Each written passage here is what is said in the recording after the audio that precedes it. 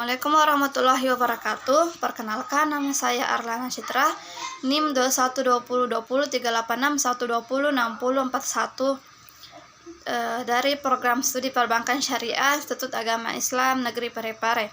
Baiklah, pada kesempatan kali ini saya akan menjawab pertanyaan ujian akhir semester pendidikan anti korupsi. 1. Apa tujuan dan sasaran pendidikan anti korupsi? Pendidikan anti korupsi adalah pendidikan tentang korupsi yang bertujuan untuk membangun dan meningkatkan kepedulian warga negara terhadap bahaya dan akibat dari tindak korupsi. Secara umum, tujuan pendidikan anti korupsi adalah 1. Membentuk pengetahuan dan pemahaman mengenai bentuk korupsi dan aspek-aspeknya. 2. Pengubahan persepsi dan sikap terhadap korupsi. Ketiga, pembentukan keterampilan dan kecakapan baru yang ditujukan untuk melawan korupsi. Sasaran pendidikan anti korupsi. Pendidikan anti korupsi diharapkan mampu mencapai tujuan yang dicita-citakannya. Ini adanya manusia yang tangkap serta peduli terhadap masalah-masalah yang terjadi di lingkungan sekitar dan dapat membangkitkan semangat untuk berbuat anti korupsi. 2. Jelaskan pendekatan dan implementasi pendidikan anti korupsi. Pembangunan pendidikan nasional adalah salah satu usaha yang bertujuan untuk mewujudkan masyarakat Indonesia yang berkualitas, maju, dan modern. Pembangunan pendidikan merupakan bagian penting dari upaya menyeluruh dan sungguh-sungguh untuk meningkatkan harkat dan martabat manusia, bangsa. Keberhasilan dalam membangun pendidikan akan memberikan kontribusi besar pada pencapaian tujuan pembangunan nasional secara keseluruhan. Model implementasi. Model independen otonom. Model independen otonom ini memposisikan pendidikan anti korupsi sebagai mata kuliah tersendiri. Kedua, metode integratif. Metode berikutnya adalah metode integrasi. Metode ini mengintegrasikan pendidikan anti korupsi dengan seluruh mata kuliah dengan asumsi bahwa semua dosen atau guru adalah pengajar pendidikan anti korupsi tanpa terkecuali. Ketiga, metode suplemen.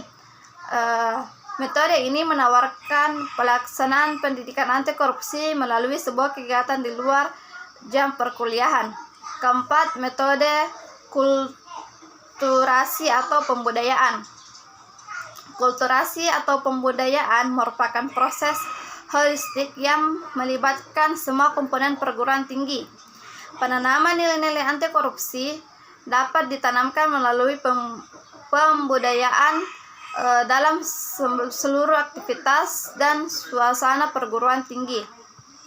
Ketiga, bagaimana menerapkan nilai-nilai pendidikan anti korupsi? Penerapan nilai-nilai pendidikan anti korupsi terintegrasi studi pada mata pelajaran akidah, akhlak, dan pendidikan kewarganegaraan. Diterapkan melalui perencanaan, pelaksanaan, dan evaluasi. Dilakukan dengan penanaman nilai anti korupsi meliputi jujur, disiplin, kerjasama, sederhana, peduli, mandiri,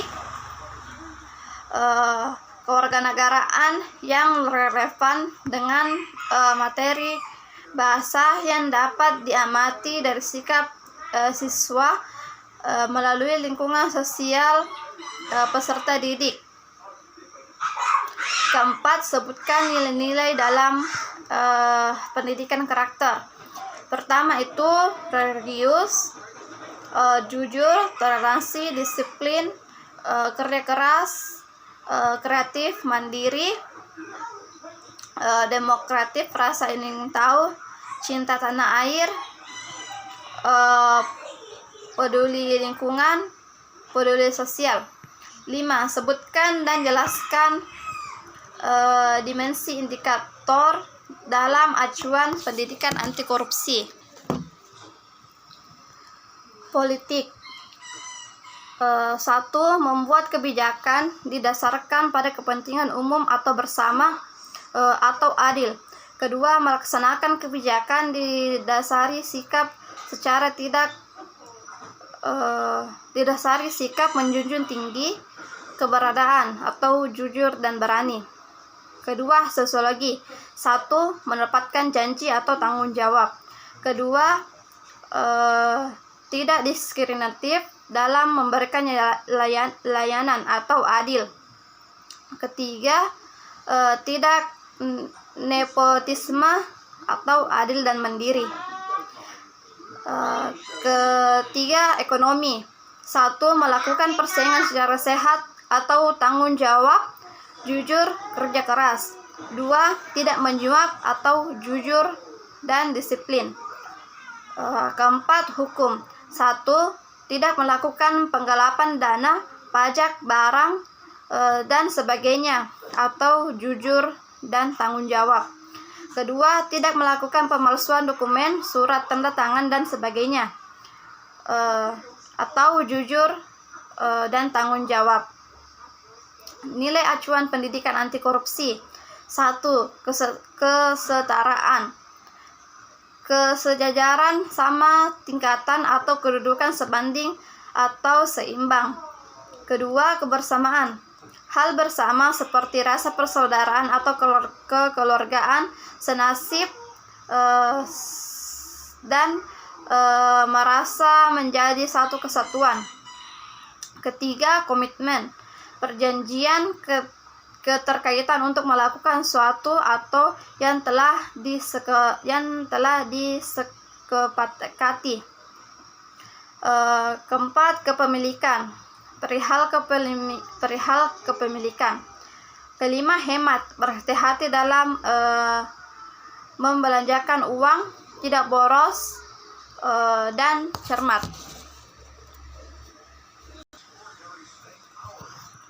6. Sebutkan dan jelaskan contoh mengapa pendidikan anti korupsi memiliki keterkaitan dengan kesederhanaan dan kejujuran. Nilai kesederhanaan.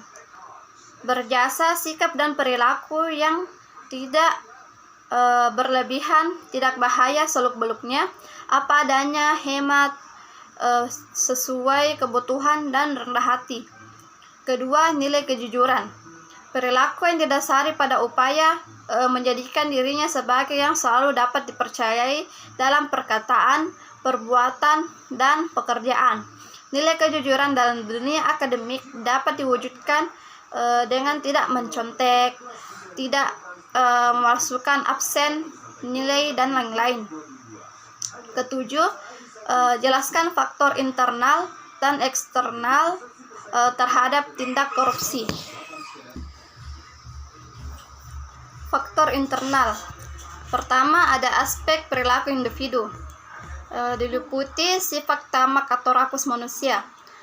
Korupsi bukan kejahatan kecil-kecil karena mereka membutuhkan makanan. Korupsi adalah kejahatan orang proporsional yang rakus, sudah berkecukupan tapi serakah.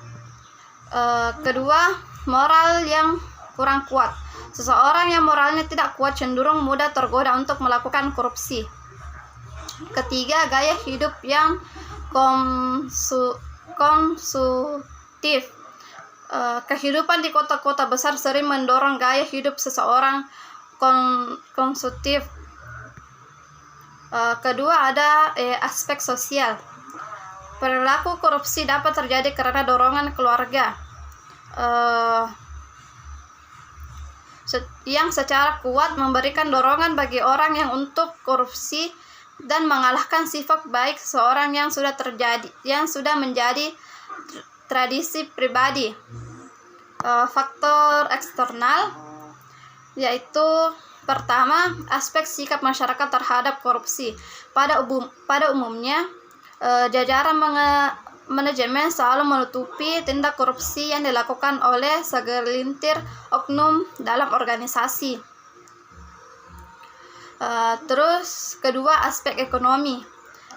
Pendapatan tidak mencukupi kebutuhan dalam rentang kehidupan. Ada kemungkinan seseorang mengalami situasi terdesak dalam hal ekonomi. Ketiga, aspek politik. Kontrol sosial tersebut dijalankan dengan menggerakkan berbagai aktivitas yang melibatkan penggunaan kekuasaan negara sebagai suatu lembaga yang diorganisasikan secara politik melalui lembaga-lembaga yang dibentuknya. Keempat adalah aspek organisasi. Pertama itu kurang adanya sikap keteladanan pimpinan. Kedua, tidak adanya kultur organisasi yang benar. Ketiga, kurang memadai sistem akuntabilitas. Keempat, kelemahan sistem pengendalian manajemen. Kelima, lemahnya pengawasan. 8. Sebutkan dan jelaskan tindak korupsi dan anti korupsi dalam dunia pendidikan. Dunia pendidikan merupakan salah satu bidang yang memiliki posisi penganggaran yang cukup besar dari APBN dan APBD, yaitu 20%. Sebagian amanat dari Undang-Undang NKRI tahun 1945, sehingga bidang pendidikan menjadi sebuah kue yang manis yang harus diperebutkan tikus dan semut-semut kecil untuk menikmati kue yang besar ini. Oleh karena itu, dalam bidang pendidikan telah terjadi korupsi yang sistematik dan sistemik.